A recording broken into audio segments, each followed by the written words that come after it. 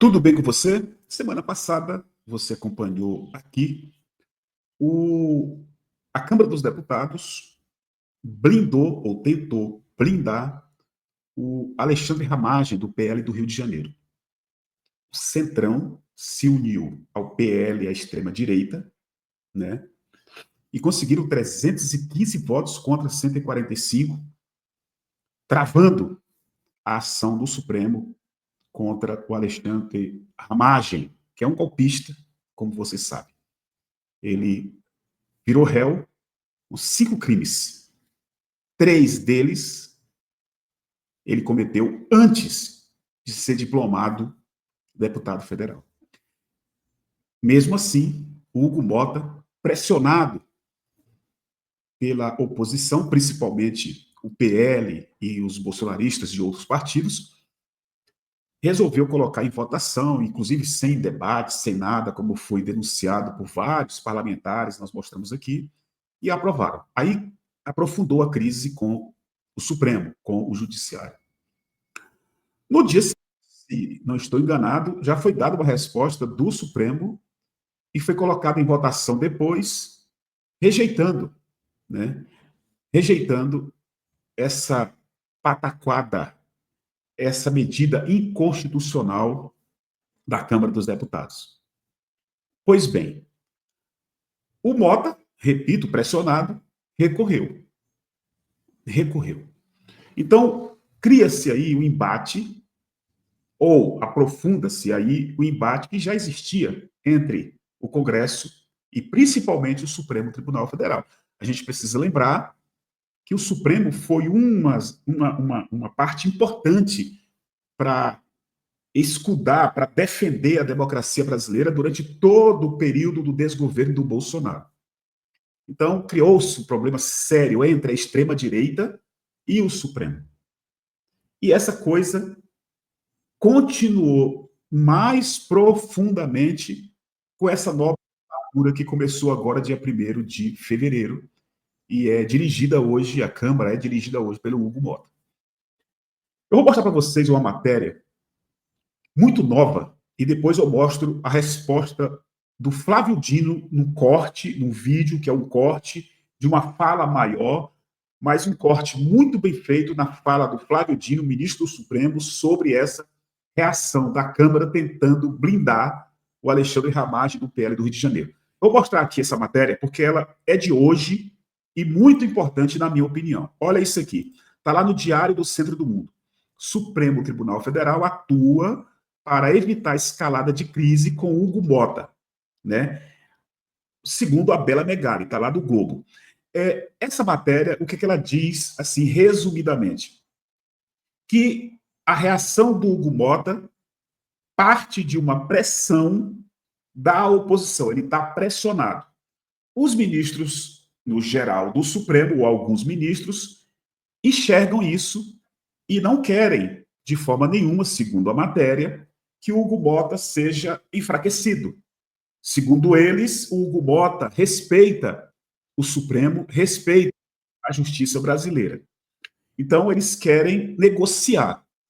E, segundo a matéria, repito, defendem, alguns ministros do Supremo defendem que vá para o plenário, para que o plenário decida essa questão do Alexandre Ramagem. Só que tem um problema, ou uma barreira, ou um elemento importante, que é o Alexandre de Moraes. É ele que decide se isso vai ou não para o plenário. E o Alexandre de Moraes, segundo a matéria, fica receoso de que, se abrir agora para essa questão do Alexandre Ramagem, mandando para o plenário decidir, abrir uma porteira para outras pessoas nessas ações, né, do golpe, da tentativa de golpe de Estado. Então, é um tema interessante, uma matéria importante, a gente, inclusive, vai colocar nas lives a partir de amanhã, para que companheiros e companheiras que nos ajudam aqui no canal comentem.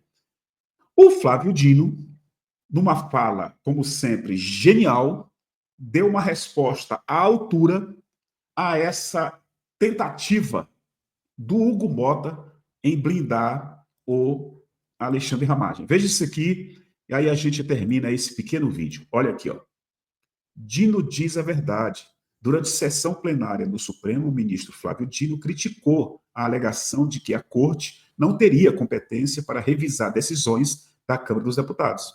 A tese surgiu no processo que discute medidas cautelares contra o deputado Alexandre Ramagem. Dino afirmou que excluir o controle jurisdicional violaria o princípio da separação de poderes e comprometeria o equilíbrio institucional. Olha o Dino. Estou com esta ideia de que a separação de poderes impediria a primeira turma de se pronunciar sobre uma decisão da Câmara. Ora, da Câmara dos Deputados. Se assim fosse, nós teríamos uma dissolução da República. Porque aí cada poder e cada ente federado faz a sua bandeira, o seu hino, emite a sua moeda, e aí, supostamente, se atende à separação de poderes.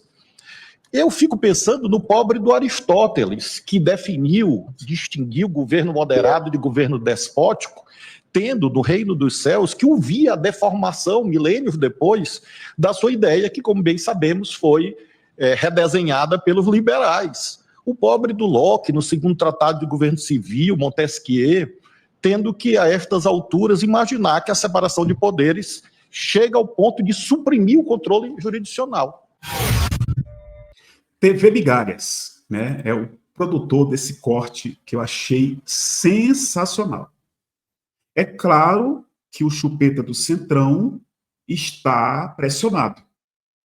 É claro também que o Centrão, como já falamos aqui, a partir de uma análise genial do Leonardo Sakamoto do UOL, quando o Centrão se uniu à extrema-direita na semana passada para aprovar essa tentativa de blindagem do Alexandre Ramagem, o Centrão entrou, mas com interesses diferentes da extrema-direita, segundo o Leonardo Sakamoto, que eu concordo.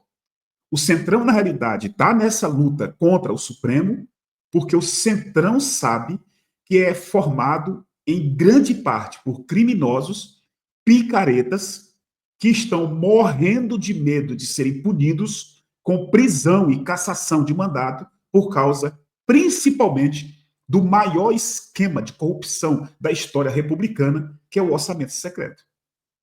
No caso da extrema-direita bolsonarista, ela entrou para defender o Bolsonaro. Eles querem usar o Alexandre Ramagem para fortalecer a tese deles, que é defender o Bolsonaro e impedir de ir para a cadeia. Comente, compartilhe, se inscreva. Muito obrigado e até o próximo vídeo.